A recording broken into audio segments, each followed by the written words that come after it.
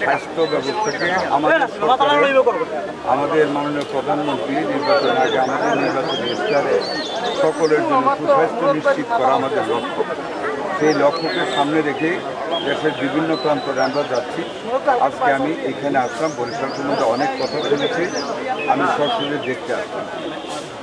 আমি এই হাসপাতালটা প্রথম দেখলাম, তারপর আপনার শিশু হাসপাতালটা দেখবো, আরেকটা হাসপাতাল এখানে আছে ওইটাও দেখবো, তারপরে রাস্তায় আরও 3-4টা উপজেলা হাসপাতালও দেখবো।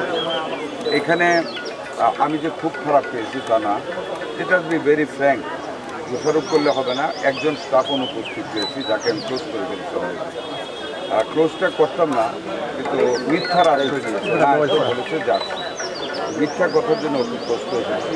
আমরা স্টাফ থেকে 2 নাম্বার যে জিনিসটা সবচেয়ে বেশি পেয়েছে আমার মহিলা মায়েরা, তারা একটা কমপ্লেন করেছে, তারা সকালে যখন এখানে আসে ডাক্তার এখানে আউটডোরে দেরিতে আসে, এটা আমি লুক আপ করতেছি। দ্বিতীয় যেটা সবচেয়ে খারাপ সেটা হলো এখানে স্থানীয় ক্লিনিকগুলি কিছু দালালরা এসে এখান থেকে রুগীদের বাগিয়ে নিয়ে যায়, মিথ্যা কথা বলে যে এখানে এই নেয় সেই নেয়, নানান কথা বলে। এই দালালদেরকে গ্রেফতার করার জন্য আমি এখানে আমাদের গোয়েন্দা নজরদারি করার জন্য বলেছি এবং প্রয়োজনে যত দালাল আছে সব গ্রেফতার করি। চতুর্থত হাসপাতালের ভিতরে অনেক ময়লা আবর্জনা, অস্বাস্থ্যকর পরিবেশ পেয়েছি। ডিসি মহোদয় এখানে আছেন এবং আমি তত্ত্বাবধায়ককে বলেছি আজকের ভিতরে নোটিশ করবে, আগামীকালের ভিতরে স্পট অপশন দিয়ে সমস্ত মালামাল এখান থেকে সরিয়ে এটা একটা ক্লিন পরিবেশ করবে। বাথরুমের অবস্থা খুব ভালো না, একটা বাথরুম কাজ করতেছে গিয়েছি, বাকিগুলি কাজ করবে। খাবারের ঘরে গিয়েছি, খাবার আমি মুখে দিয়ে খেতে দেখেছি, খাবারের অবস্থাটা ভালো, চাইটাও। আর আউটডোরটাকে আরও উন্নত করতে হবে, এই ব্যাপারে তত্ত্বাবধায়ককে নির্দেশ দিয়ে যাবো আউটডোরে ডাক্তার বাড়ানোর জন্য। আমরা আরও ডাক্তার দিব। আরেকটা বিল্ডিং পিছনে আছে যেটা অব্যবহৃত, এই বিল্ডিংটা ডিসমেন্টেল করার জন্য, ভেঙে ফেলার জন্য আমি পূর্তের ইঞ্জিনিয়ারকে বলেছি আজকে চিঠি পাঠাতে, আমরা কালকে পাঠিয়ে দেবো এটা ভেঙে জায়গাটা থাকবে। একটা কথা আপনাদেরকে বলি, একটা শিশু হাসপাতাল এখানে বিল্ডিং করে আছে, আলহামদুলিল্লাহ দোয়া করবেন, দেখতে আসছি।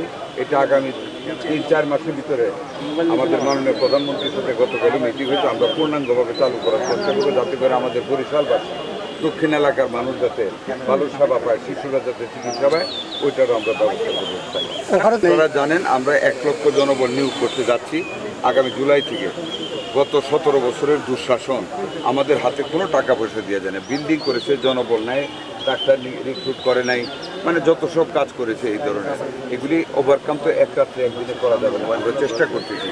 এই যে একটা হাম রেবেলা গেল, আমরা কিন্তু আপ্রাণ চেষ্টা করেছি আপনাদের সহযোগী, একটা ভ্যাকসিন আমাদের হাতে ছিল না। ওই দিন আপনার ইউনিসেফের রানা ফ্লাওয়ার, যিনি কান্ট্রি রিপ্রেজেন্টেটিভ, উনি একটা কথা বলেছেন ওনাদের মিটিংয়ে, যে পৃথিবীর ইতিহাসে বাংলাদেশে এবার যে রেকর্ড করেছে, যে অল্প দিনে এতগুলি ভ্যাকসিন কালেকশন করেছে, পৃথিবীতে আর কোনো দেশ পারে।